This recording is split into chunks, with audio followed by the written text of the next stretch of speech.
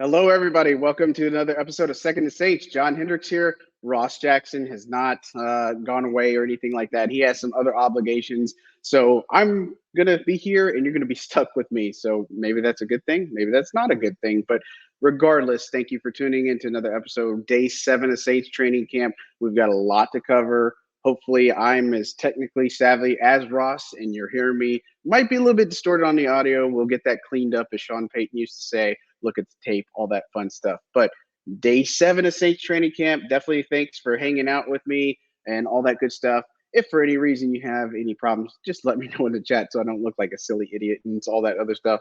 But that's known to happen at times. But at any rate, talking about day 7 of Saints training camp, tons of fun things happen. I put out my notes and observations. So if you haven't seen those on Saints News Network, be sure to go check those out, si.com/NFL/Saints, as well as subscribe to Second and Saints. A lot of cool things happening. You guys have been fantastic, terrific. This whole entire experience in California has been awesome. But I think the leadoff topic that we obviously need to talk about is another day, another injury. Demario Davis leaving practice with a hamstring injury. Tommy Hudson also leaving practice with a hamstring injury.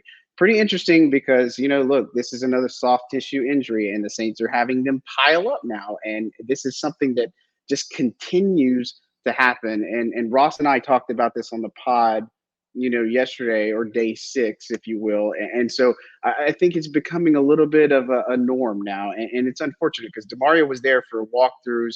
He was participating in some of the drills. And then during the one-on-one process, as Dennis Allen kind of talked about, it just didn't feel right, and he left with the trainer. And Tommy Hudson was the same way. He would just got hurt during drills. And so now this is a theme. This is not just a chance or anything like that. This is a problem. And for the Saints, it's unfortunate because this is the guy that you can't afford to be without, right? With Demario Davis. And look, I think the only real encouraging thing when you look at how these injuries have played out is that we've saw Brian Brzee and Juwan Johnson working off to the side and doing some jogging. So they're on this ramp up period and they're on the right track to be able to come back here. And so I think that's a good news. Or some good news. And then with Marshawn Lattimore, he was an observer of practice. So he was an observer in walkthroughs and drills. So at least there's some encouragement to be had on the injury front. But still, if there's one player the Saints can't miss, I think Carl Granderson's probably one of them. But Demario Davis is probably top dog for me. And look, I know the defense and the linebacking core can carry on, but that's like the heart and soul, right? And so another day, another injury. That's kind of where we're at. It's unfortunate and such. And so, look, we're going to keep tabs on it. Jerry, I know you're looking at where's Ross? I talked about in the earlier part of the show. Ross is doing some other obligations. He had a live hit with WWL. The man's busy. Like he does Locked On. He does his writing, and then he does all sorts of things with WWL, the local CBS affiliate out here. And so, look, it's just me today. I definitely wanted to do this, but I also didn't want to keep Ross because Ross has a long day ahead of him and stuff. And so I just felt like it was easier for me to just kind of jump into it with everybody. And you guys are terrific. So again, that'll be where we're at kind of for today. And so again, looking at Demario's injuries, one thing, more injuries, look, the wide receiving core was depleted. So Bub Means has what Dennis Allen said is a leg/shin injury. He wasn't out there. Equinemius St. Brown was already not out there with a hamstring. And then you also were missing Cedric Wilson Jr. with a groin injury. And so now the Saints are kind of depleted at wide receiver. So the good news is Chris Olave came back today, and there were no limitations after that hip scare. So he was a participant of walkthroughs, drills, team, and he was in the thick of it. So that was always a very positive sign for Chris Olave that, is a brief scare with him exiting practice on day 6. And so now at least they've got their top guy. And let me tell you, today was a little bit chippy, right? I think that's the other part and kind of where I want to segue from, from the attendance. And just some other notes there is Kendre Miller continues to be an observer of practice. He hasn't been able to do this running part, but I think we're getting close there. And so it's a good sign that he's at least around the team. Because if he wasn't and we don't see him for a couple of days, that's when we kind of worried. Like I mentioned on previous episodes, little bit concerned on the Nick Saldiveri front, but it's something that we definitely want to find out.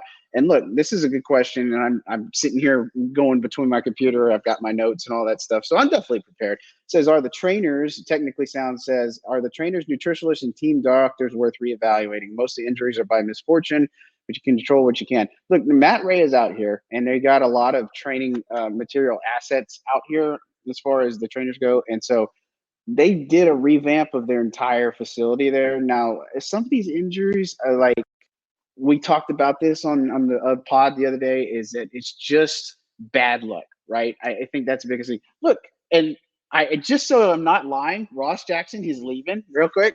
Just Ross can cameo real quick, I think, and say, no, that's okay. I was just telling him that you do exist and everything. Oh, yes, I'm here. Yeah, so look, I know it's all wonky, but he's got his things, and he came to get his AirPods and stuff. So I don't mind showing that and stuff. You know what you get with this show and stuff like that. It's all fun. It's all fun and games. And for those who are listening, I'm sorry you couldn't listen to it. Go make sure you check out Second and Saints. But this question about the trainers, nutritionists, that is a valid question, I think, because this soft tissue injuries keep happening. These hamstrings, like I know the hamstring, when you go hard, like I know Mike Thomas, that was a big one, that was from the other year, last year, that look, Mike was just going hard. So I'd expect the hamstring injury and stuff. And so we'll see how those play out. But I don't think it's worth reevaluating at this point, just to answer the question. But it is something that now it is a concern. But some of these other ones have been kind of, for misfortune. Like Saldiveri's injury was totally different than maybe some of these other ones, like Cedric Wilson Jr. or Equanimeous St. Brown. So we're going to pay attention to it. And if it keeps happening, I think it's something that becomes more of a topic. But again, main takeaway is injuries. But look, I want to jump off from here and talk about the Saints defense. Now, I wrote this in my notes and observations. They ate today. Like, they were impressive. They were on another level. And I put this on Saints News Network that by my charting, again, now let me preface this. The plays are allowed to keep going, right? So even if there's a sack, quote unquote, you're still allowed to play that out. And that's why I chart like who did the passes, who caught the balls, all this stuff.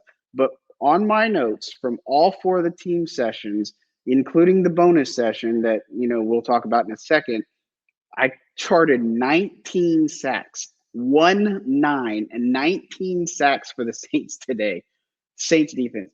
That's incredible on another level. And I know the offensive line is going to be like, oh my goodness, is this a problem? But I would tell you what's different today is that they brought this NASCAR package. And so they were giving the offensive line fits. Now, Eric McCoy, he had a veteran rest day. He wasn't in the mix for center. So Lucas Patrick went in there. We saw Landon Young tip inside to left guard a little bit more. He was playing. We even saw like Oli Udo playing some left guard. Kyle Hergel got some reps up. But that NASCAR package and overall today, the Saints defense was just getting after it. I mean, Chase Young had back-to-back sacks on plays. You had Peyton Turner really flashing again. Isaiah Foskey. It was just Carl Granderson is another one. I mean, this entire defense was just getting after it, and it was hard to watch a little bit if I'm the offense. But if I'm the defense and if I'm a fan, I feel good about the pressure that they are generating. They're getting it from linebackers. They're getting it from even defensive backs on a blitz. You saw Alontae Taylor get in there. You saw Mac McCain get in for a sack. I feel encouraged by what I've seen from the defense, but how the offensive line responds from this point is really what I'm interested in seeing, because, again, you look at it, we just jump into it. We talk about some of these things. And again, if you want to see all the details from practice, I don't know how, but today's recap was over 3,000 words. It was like 3,200 words. I got to cut these down somehow, but I know some people are like, don't do that because then you won't get some information. But just to kind of paint the picture for you. So they had a deep throw on the first team period for Derek Carr, incomplete to Shaheed. Then they had a little screen pass over to Alvin Kamara on the second play, and then Alontae Taylor gets a sack. There was no throw on that play, and then that next play was a sack by Willie Gay Jr. And so they were getting some good pressure. Again, it's just that kind of thing is you have a play or two and you have some plays, and then the Saints defense just sack after sack. And so it was something to just appreciate. But, I'm looking through these notes. Peyton Turner, he's in there for a sack. Khalil Hudson is another one that I have on here. Marco Jackson. I mean, there's just too many players. Like, it's something to keep tabs on. I mean, I'll be honest with you. Like, it is.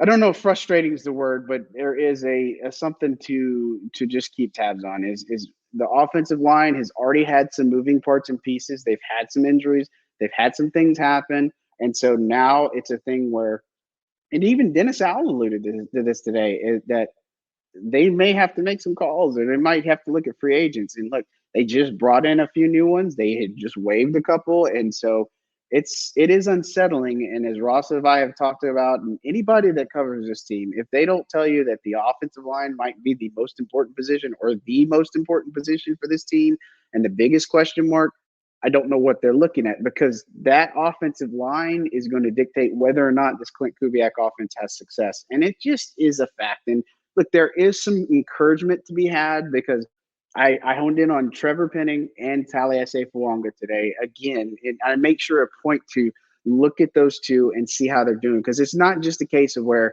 okay, Fuanga just gets beat. Whereas Chase Young did get him on a really good rep. Like, he basically ate his lunch. He was able to rush him, and Fuaga goes to the ground. That was one rep. But there were some reps where Fuaga did a really nice job against Carl Granderson, or he comes back and has another rep, good solid rep on Carl Granderson. Same thing with Trevor Penning. He had one rep against Cam Jordan where he just, like, I thought Cam was just going to literally push him all the way back, but he was able to plant his feet, stand his ground, and he didn't move, even though his head kind of like tilted back and everything. And so I think the development is coming from the offensive line, especially the tackle positions. But I think that interior is going to need some work. That NASCAR package is going to give them fits. And that's something that after every practice, they're going to look at the film.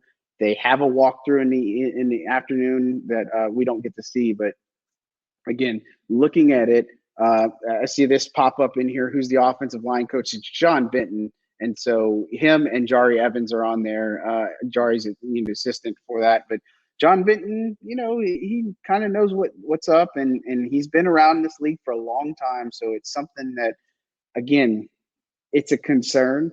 I don't think I'm still ready to hit the panic button. I see this more as the Saints defense just got after it. Like, if you were, and I don't know if fans were here, if all this other stuff, like, I get that. If you were able to see practice, the defense just has it's a dog mentality. That's the best way I can describe it. Like, they are just tenacious when it comes to it. Like, they are a rabid dog going chase down somebody. I mean, we saw some pads hitting.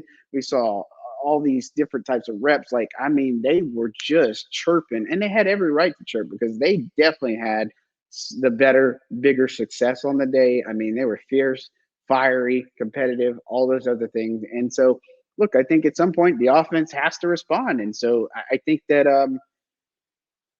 we'll see, but it's something to keep tabs on, right? I think that when you look at the defense, they did get another turnover today. It was a Hainer pass. Make sure I got this right. I did it in my notes, but it was definitely a Roderick Teamer interception. But you had pressure on the play, and it was Shamar Jean-Charles in coverage. Let me find it. I think it was the third team series. It could have been. But it was one of those where you're throwing, you got pressure on the play. It was okay. Yes, it was a Hainer throw. I put it down as that Peyton Turner had the sack on the play, but the pass was intended for Kevin Austin Jr. and Shamar Jean-Charles was good coverage, but Kevin Austin kind of had that hand tip drill, and it just Roger Teamer made a good play on getting the ball while it was going to the ground. And so, again, you look at some of those plays, and depending on who you cite, and look, a lot of people do provide great coverage on this team, especially training camp. But those are the things that you guys should know, is that, yes, this play originally is dialed up as that, yeah, Peyton Turner probably had the sack. If this played out, that's probably how it would go down. But let's chart the throw. Let's see how the play develops and what happens after that. And those are the things that we continue to notate. And so, again, keep that in the back pocket. If you want all those details, Saints News Network, SI.com/NFL/Saints. You'll get the full write-up on everything that you need to know from training camp. Technically, says to get a Saints version of the Predator mask in support of Chase Young. Look, I don't know how much more excited I can be about Chase Young, but I am like ecstatic, right? I think he's looked fantastic through several days with the pads, and I think the other thing to appreciate about Chase Young is there was a rep where he jumped off sides. He jumped early, right? And whether it was his own discipline or anything like that, he knew he messed up, but he immediately hit the ground and started doing push-ups. Like, I know Chase Young's a high-profile free agent, right? Like, he's a guy that doesn't have to do that, right? But I think that speaks a lot about him and where he wants to be and where he wants to go, and maybe a little bit of how the Saints defense operates. I mean, this is a defense, like I said, they're fiery, nasty. They were hitting today. I felt really bad for Jermaine Jackson. He was over near the right sideline, got a pass, and it was Ugo Amadi that made the initial hit, and then 4 other Saints players hit him on the sideline. Like, that was, and Jermaine Jackson isn't a big dude, right? And so they were playing with that type of competitiveness. You also had another play where Nathan Peterman got pushed down, right? Like, because you had a rush between Nico Lalos, Kyler Ball, and Christian Boyd, and in the process, knocked the quarterback to the ground.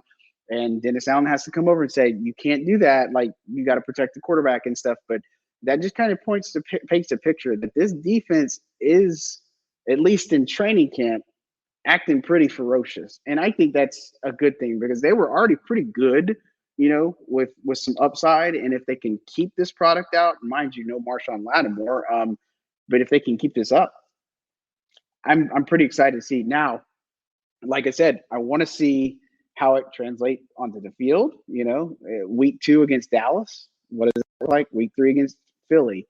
Those are the things that will tell us a lot, right? And I think for fans, that's where you need to be, is that we can sit here and tell you, we as in like the media who's covering it, we can sit here and tell you every day that X player looks fantastic and this defense is fantastic or this offense is coming along. But fans at this point, with 3 losing seasons, you guys need to see it, right? You need to see it translate into wins. And I said this too the other day on the pod, is that they need to become a team that doesn't limp across the finish line and fight back. They need to be a team that's like goes from not just a 10-win team that just gets there, a 10 or 11 win team that is actually going to be there when it's all said and done without having to rely on other help or anything. Like, just take care of the business. And so we'll see how it all plays out, as always. But again, if you're a fan, there's reason to be excited about the defense and the possibilities there. I think they're deep at a lot of positions. But if I'm you right now, I'm a little bit more concerned about the offensive line. I'm also concerned about this wide receiver health because, like I said, no Bub Means, no Equinemius St. Brown, no Cedric Wilson Jr. I mean, at this point, it's like, is it time to sign somebody, right? I think it's like, do you entertain a Hunter Renfro? Do you try to get somebody that can just be available? Because right now, A.T. Perry's had a little bit of struggles. We talked about one-on-ones. Mason Tipton made a really good play in one-on-ones, getting another touchdown today.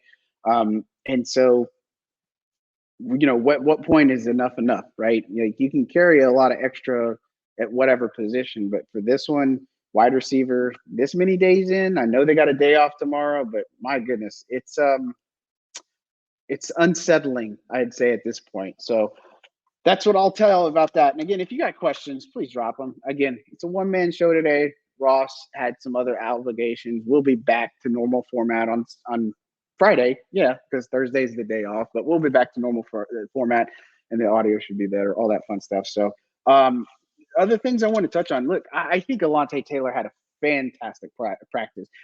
I talked about the screenplay earlier, or not screenplay, but him getting a sack, but he was in there blowing up a lot of different plays. He was solid in one-on-ones. He only allowed like the one completion, I want to say. And so he was solid there. And this is a guy who's like one of the first to hit the field and one of the last to hit the field, which I think there's appreciation within itself on that too, is just the fact that I pointed this out, is that I see a different Alontae Taylor, right? And him and Chris Olave were having some fun going at their one-on-ones. Like, there was some obviously playful banter back in between. Like he had got one where he got him in the face mask on the rep and still made a good play, but that probably would have been a flag on that one. But I like Taylor's competitiveness. He's playing a little bit more on the outside today, and Kool-Aid McKinstry is playing some in the slot. And so again, Alontae Taylor deserves a shout out. I know this is a player that has had his ups and downs, but I think this year, especially with Marshawn right now out of the picture, that this is good for him. Good for him to get some of this experience. Good for him to show that, hey, I am still a force to be reckoned with. And so, again, you have to recognize his play. And not only that, but on special teams. Like he's playing some gunner jammer, playing jammer on this one, but he was just a force in special teams. And so I was really excited about seeing that work from him as well.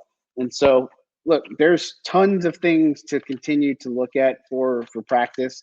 Let's see. Let me get this one real quick. When could Brian Brzee see a return with the rest of the team? I don't know if I'd put a time frame on it. So he's jogging, so that's a good start. I think for him, I don't know if I'd expect to see him this week. I'd be surprised if I see him by the weekend, but next week is when I would really start looking for him. I don't know how close Jawan is, but him getting closer every day is a positive sign. And so for Brian Brzee, I think he'll be back soon enough. Now I got to tell you too, based off of that, like there's been some players stepping up to the table. I've talked about Nathan Shepard a lot, but today in particular, Jack Heflin was a guy that was shining a lot. Christian Boyd was still making plays, and Kyler Ball is another one. He's in on some pressure, some sacks, and some run stops. I mean, undrafted rookie out of Minnesota. He's one of my guys coming into this, and so I see other guys that are stepping up too in that role. Without him being in the equation. And so I think that's the good thing is that, we're seeing a little bit more competitiveness. And this is on the defensive side of the ball. That's definitely good. LJ asked, how's the team holding up condition wise? Are we looking winded? Look, on the defense, I don't see anybody winded. Like there's nobody that's losing any wind whatsoever. And so I think everybody looks strong defensively. Now, offensively, I think everybody looks fine too. I don't think that's playing a part of it. They use a lot of hydration. They preach hydration and all this other stuff. And so I don't think there's any problems conditioning wise that I'm seeing right now. A lot of guys look great. Like we've pointed out, Foster Moreau looks like he's buffed up, in the off season. Guys look like they're in shape. They're moving well. And so I can't say that I don't see anybody that just looks rough around the edges or just looks slow. And so, time will tell if some of these guys are having some issues. So as we keep rolling along here, again, it's just me. And so probably going to keep it a little bit shorter today. And then we'll come back again. We'll have plenty to talk about in the next couple of days and stuff when we come back on Friday. But look, some other things I want to point out. So like DeMarco Jackson running a little bit more with the first team. I'm just going to go down through. I got, I think, 3 or 4 pages of copious notes. And, I want to make sure I hit on some of these bullet points, some of the ones that I had on here. So DeMarco Jackson run a little bit more with the first team today. Landon Young, too, is another one. This is the first time I've seen him put up at left guard. So he was also doing some work there with the first team. So I think that's something just to keep tabs on. I say put them in your back pocket, I guess, if you will. DeMarco Jackson also getting some work in the nickel alongside Willie Gay Jr. That was also something to take away and see. As far as other things, I want to talk about some of these others drills. Like this is nerd talk probably, right? But looking at drills all the time, like, you can see different things from year to year, right? And of course, we've talked a lot about Andrew Janocko, Clint Kubiak, kind of what this new offense is bringing to the table. But a couple of drills that I think, at least to me, are interesting is the first one is, Derek Foster. And I think Ross kind of talked about this, but they're moving laterally with the football, those weighted footballs. I know he talked about that, but he's wearing some punching gloves. Derek Foster, the running backs coach, that is, and just trying to punch it out of there. Like that's just is a cool wrinkle to bring over. And it's, ball security was a problem somewhat last year. And Alvin Kamara even singled out and talked about accountability over. And so it's good to see them working on stuff like that. as far as wide receivers go, they're also working on some fun drills too, and just with Keith Williams. But the quarterbacks, I've talked about Andrew Janako. He's in there, man. I mean, he's simulating being a rusher, getting his hands up on a pass. I mean, I just don't see that from last year. And he's even throwing like this pad. So like the quarterbacks are working a lot on their mobility from side to side and moving out of the pocket and doing all these different things. And so for him, he's having to move left to right and side to side and all this other stuff. And he's throwing like a pad at them to try to throw them off their game a little bit and throw off the throw. And so it's interesting to see those types of conditions. But again, I got all those notes in there, and just to think bringing that to attention is also good. Um, Another question. Again, I appreciate the question. It helps me out a little bit too. Jordan Mims consistently performing well, and does it look like he's being included in more packages and overall reps? Yeah, I'd argue that he's was kind of already a little bit in some aspects. Like I say already, sometimes last year in some of the practices that we would observe, he was getting some red zone work with the first team. Now, not like he was being used and such, but like I don't think this is uncommon. But at the same time, for Mims, seeing him just continue to grow, develop, and getting a lot of runs. Like I tell you, he put another juke move on a defender today. Like he's exciting to watch play.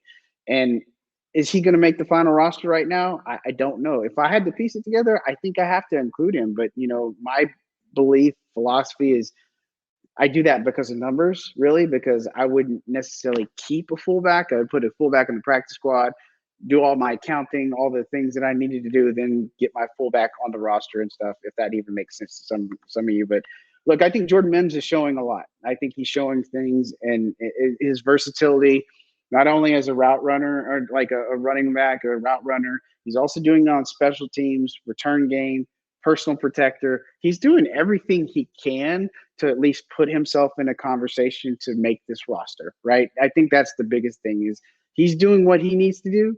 Now, this practice is one thing. Can he replicate it in the preseason? That's what we want to see. And we're going to get our first preseason action soon enough, August 10th, when they play the Cardinals on the road. But can he do it there? Is he going to be given an opportunity to do that? That's the other thing. But look, I've been impressed with him.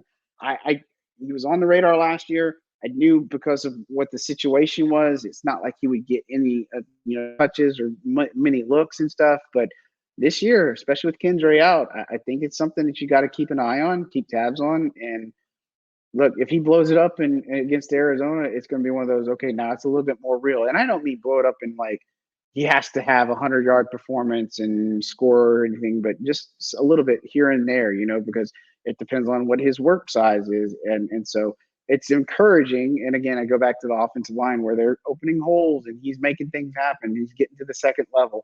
It's not just him, but he's a big part of it. But I like Jordan Mims, and I told you guys before that he was highly touted and recruited, coming out of college by the Saints, but he chose Buffalo. And then when he became available, the Saints practically all but salivated to get him, right? And so that's a guy that, they've kind of had their eye on for a while. And sometimes you see that in the scouting process when they bring in free agents or players down the line. Some of that has to do with what they saw in college a lot of times, or what they saw as a player in their evaluation. They always have a running board of players that are available and kind of a priority list, if you will. And so when you get players that get called and stuff, that's kind of how they factor that in. Again, I kind of talked about one-on-ones. I talked about Alante having some nice class breakups. Rashid Shaheed started the day off really, really well. And I encourage you guys, if you haven't, check out New Orleans Football. Shout out to them. They recorded all the reps, and so go see this one for yourself. But it was a touchdown pass from Derek Carr to Rashid Shaheed working against Paulson Adebo, deep right. Now, look, Adebo didn't have the greatest of days against Rashid Shaheed. So Shaheed got him on the touchdown route, and he actually won. I charted it 3 or 4 reps, but the one that he didn't, Adebo grabbed his jersey and pulled him down, right? So technically, Shaheed was perfect on the day, but again, the way I chalked it up, rightly or wrongly, you guys tell me, I think Rashid Shaheed had a low key, really solid day, especially putting some of his best stuff on in one on one. So that's a definitely one. Not so good day for AD Ferry in that department. Just some missed connections. He slipped on a route. That was tough to see. Jermaine Jackson didn't get any of his catches. Some of the receivers, whether it's timing or stuff, just wasn't there in some aspects. So again, worrying a little bit more about this receiving core in addition to the offensive line. Those are two areas that I really want to see some marked improvement when we come back after this short day break and such. As far as quarterbacks go, I put the totals up. I don't have them handy. Let me get this question though, and I'll pull it. With Mason Tipton and Rashid having a shine against the secondary, we should be fine. Not seeing the secondary give up big plays regularly, deep balls in particular. I mean, they tried some deep balls today, but not all of them connected. And this is in team. I think so. Jordan Howden got a little bit more look at the first team safety with Tyron, which Tyron had a really heck of a hit on. I think it was James Robinson. I'd have to pull it up, but he laid the wood today. Like he thumped some, but the deep ball, I think that is a big thing. It's a good point you bring up because this team has given up a good bit of explosive plays in the past, especially like last year. And I think that's part of where they said, even Joe Wood said this, is the yards look good, all these other things, but the explosive plays are what they're trying to limit. And that's really a telltale for me is, can they limit the explosive plays? And I think that starts with a really strong pass rush, because if you're giving that quarterback 4, 5, 6 seconds to throw, then the play is going to break down and those deep plays are going to happen, right? I think that's why it's so crucial to have a very good pass rush at your hands and at your disposal, because if you don't, you see what happens. And you go back and look at some of those big plays and watch it for yourself, that the play breaks down, they have an almost sack, they can't finish the play or all this other stuff. And so, hopefully don't see that this year as much. I don't expect this defense to never give up explosive plays, but you're going to find out soon enough. I think week 2, when you play against Dak Prescott, and week 3, when you play against Jalen Hurts, you're just going to find out. And of course, you have Patrick Mahomes on the schedule. So can you limit big plays with that happening? So again, we'll see if the deep ball is going to give them a problem or the explosive plays, but we'll keep tabs.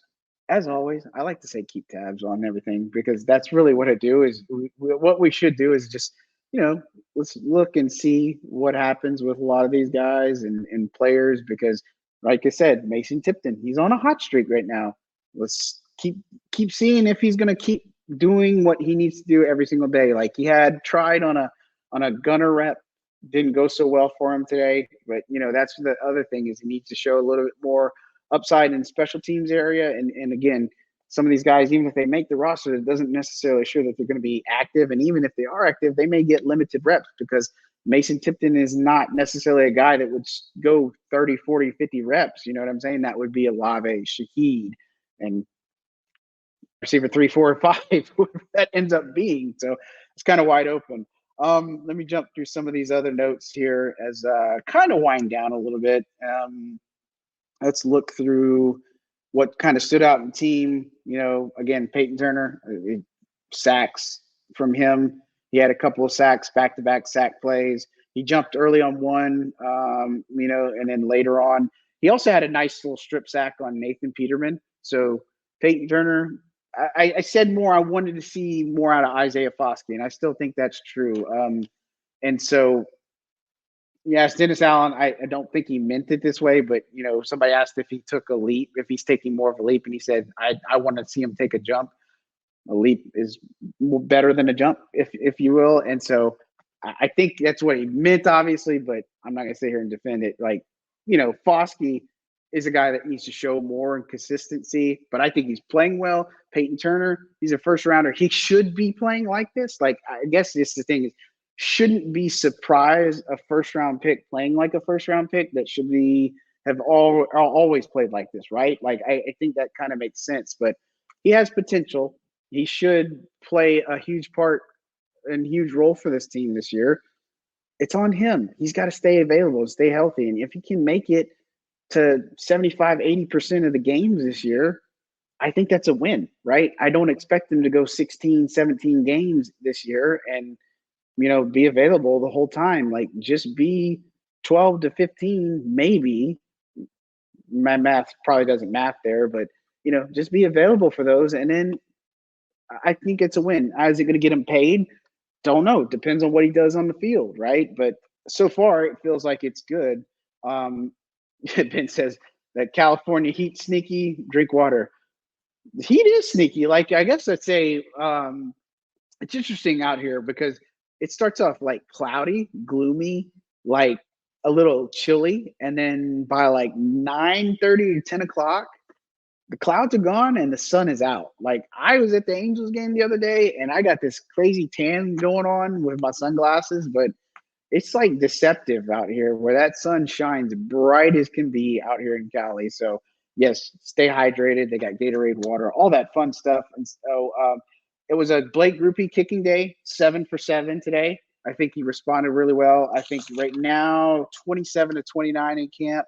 So he put together a really solid day. So I like seeing that.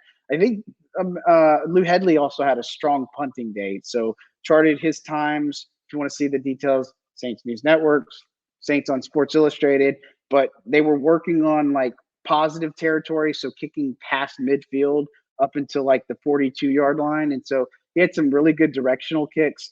He also had some really good hang times. Like, I think his lowest that I charted here was 4.34. 4.34. And so some of his highest were about 4.81, 4.80 a couple times. And so I think Lou had a really good punting day. And so I was really happy to see that. Technically asked about players standing out on special teams. I love special teams. The rep Stanley Morgan Jr. had today. Let me go to that because it's worth talking about. They're playing gunner jammer reps and they simulate kind of like the jug machine doing the punt and stuff. And let me find it and see who exactly he was up against. But like that rep for Stanley Morgan Jr., that was textbook. Like, I mean, you don't get as good of a rep like that and not get praise. Like, I mean, he stonewalled the defender. Like, and the defender was trying his best to get around him. He wasn't having any of it. And so special teams matter. Okay, so it was him and Mason Tipton. It looks like they were going up against Millard Bradford, and like it kind of set the tone. Like, he just stonewalled him. Like, and Millard Bradford isn't like some small dude, but for him to kind of body him and kind of do it on his own, and then kind of have the little bit of hype extra after the fact, man, it was something good to see. Had a couple of scuffles at practice today. Couple involving Chris Olave again, getting into it a little bit with Paulson Adebo, a couple times today. And he also got into it with Will Harris. Will Harris's helmet got knocked off once. And so, look, we've talked about Olave, kind of competitive nature. He's getting under a few people's skin. It's interesting that him and Adebo were going at it, but it wasn't just him. Carl Granderson was giving James Robinson a little bit of heckling, if you will, because he was trying to tell him, stay up, don't go to the ground. And Robinson's obviously jawing back and forth together. And so a few scuffles here and there, no full-blown fights. So if anybody describes it any differently, that's not what happened. Cooler heads prevailed. They cool it down pretty quick, but still something else like that. Bean and Callie made him squabble. I guess, man, it's happened more in the first several days than I think it's happened in a recent memory. Like, I know everybody talked about, Trevor Penning getting in a fight today. And those were more full-blown, like, big fights, I guess. These were just, like, scuffles. Say what you got to say, do what you got to do. Let's build a bridge and move on type thing, right? And so, it's a good thing. All right. Again, I said as we're winding down like 10 minutes ago, maybe, there's so much information. I wish Ross was here because we probably would be going a whole hour and stuff and talking about all of it. And he would also tell me, hey, let's talk about this play and stuff. They had this bonus section they also worked on at the end of practice, something Dennis Allen said he's going to start incorporating. So typically they run a few team periods. It depends on if they have sevens or they have ones. This was a longer practice today. So they ended up having 4 team periods. And then they added an extra one at the end. So they have the team periods, they do a special teams drill, and then everybody runs and practice is over. Well, they fooled us today because they had the final team drill, what we thought, and then they did sprints, and then they brought the second and third stringers out again. So they had Spencer Rattler take some more snaps and Nathan Peterman, and that was when Rattler hit Mason Tipton for a nice deep completion. But it's interesting because he said that they typically don't get a lot of reps, right? And so what I mean by that is, so like Carr gets 6 snaps, second person might get 5 snaps, and then the third quarterback might get 3, and then Nathan Peterman's always 4, he gets 2, right? And so getting them a little bit more work, and not just those quarterbacks, but the players that are underneath them, those second and third stringers and stuff. And so really cool to see. I like this question. LJ asked about any noticeable extra effort post practices. Yeah, like I've singled out Alontae Taylor. He continues to work the jug machine. I saw a couple of receivers running after practice. You saw Juwan Johnson playing, obviously doing some more jogging, some more catches. So I do like seeing that. But there are a good bit, maybe more so, and maybe it has more to do with the schedule. Because I don't want to speak prematurely and say, well, this is now more what we're seeing, because when they had camp over in Metairie, they had a pretty tight schedule, and they still do here, but they're using some of that time when they could be eating or could be doing other stuff to stay on the field for extra time. And so, look, Alontae's one of them. We've seen multiple players do it, I guess, and say that is, it's not just one or two, maybe like what we've seen in the past. It's a good bit of a handful of players. So I like seeing that. Yeah, LJ says Juwan Johnson jogging is very encouraging. Super encouraging. They need Juwan Johnson back. Like, Foster's done a great job. Dallin Holker probably hasn't made as much impact as I thought, that we might be seeing so far, especially like what he stood out in camp and stuff and OTAs, but it's going to come, right? I think so. Another question about offense's efficiency, first and third down so far. I mean, they worked on 3rd and 8, 3rd and 11 today. It wasn't good, right? I just say that much. First down, they're doing a lot more runs. They're doing a few more things, but wasn't that good today, right? And like I said, alluded to earlier in the show, that I charted, again, if anybody wants to debate me or if anybody wants to say otherwise, you can go check my notes. You can read it for yourself. But I charted that there were a potential of 19 sacks for the Saints today. And some of those, I mean, the plays are allowed to play out, but 19 sacks by the Saints defense during all these team reps, which combined, I have to look at it, but I mean, there might be 60 plays. Maybe I'm speaking a little bit more. So 6, do some quick math. Maybe 15 in a team session period, maybe. And so 60 is about right. Maybe a few more. And so, look, it wasn't pretty. And I think, again, let's not totally say that the offense is going to be hot garbage or anything. I still think there's a long ways to go. Still a new offense. I would expect coming out of the break, let's see a little bit more offense. Let's see this offense do some offensing, right? And so we'll find out. That's all I can tell you. Other things on notes. Let's take a look. Colin Saunders made a real good stop on a cleaned up a play with Cam making a big hit on Jordan Mims on a screen play to the left, and then on the next play, he had a toss right, and then Cam hits him. Colin Saunders cleans up for the stop, right? Big play. And the next one is a screen out to the left. This is with Hayner at quarterback. Colin Saunders is in position to tackle or make a tackle for loss. Now, if you ask the offense, they said there is no way he's making that play. If you're the defense, Colin Saunders had at least a 4 or 5 yard tackle for loss on the play. He was in position. This dude's a big man. He can tackle.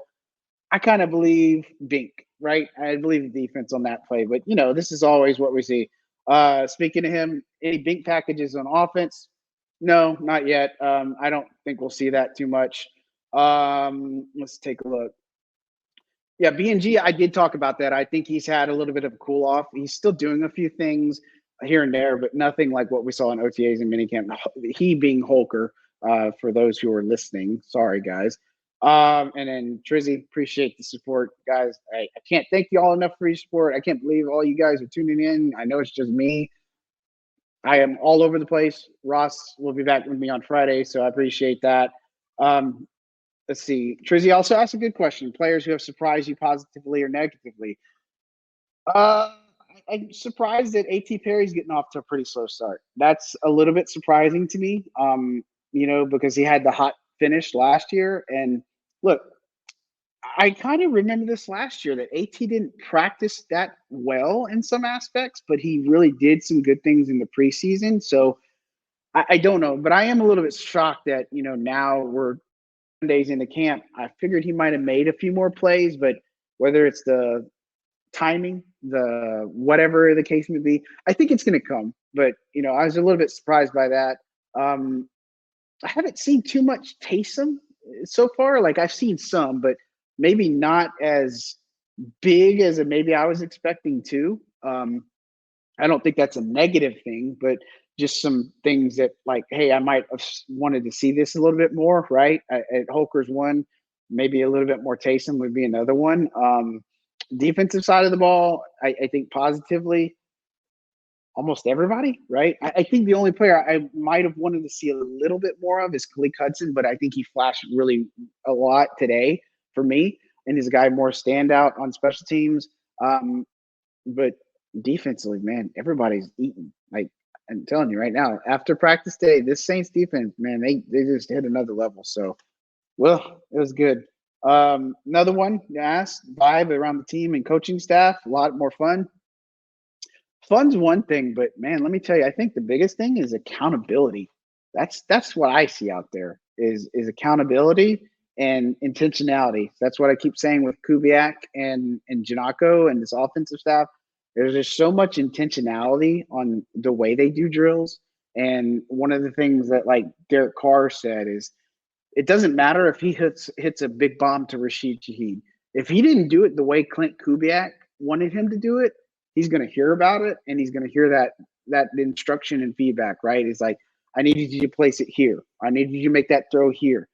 I think that's a difference for sure, a big difference because it's like not it wasn't like that in the past. It just wasn't, and so I'm encouraged a lot by this offensive staff. I think Andrew Janako and Clint Kubiak have been some of the top dogs, but I do not want to overlook Keith Williams, the wide receiver coach. This dude is a ball of energy and a half, and he does a fantastic job with those guys. And you hear it, right? He's more reminiscent of a Curtis Johnson, but maybe a little bit more upside. With all respect to Curtis, because Curtis was amazing for years here. And then Derek Foster, the running backs coach. I mean, I think he's doing a fantastic job too. And I don't want to forget Daenerys McGee. He's also assistant wide receivers coach with Keith Williams. So definitely one of those things. Michael, thanks for the comments and support. Don't show up on here. I don't want to put anybody on blast because that's not the thing I do. But look, I'm going to wind down here. I might point out a few more things, but go to Saints News Network, Saints on Sports Illustrated. Be sure to check out Ross and Locked On. He's got a lot of great nuggets and knowledge. If you want any information that you didn't see here, 99% chance that it's in my recap. And I continue to say to push you there. Not that I don't want to talk about it, but it is just a one-man show for today. But go on there. It's 3,200 words.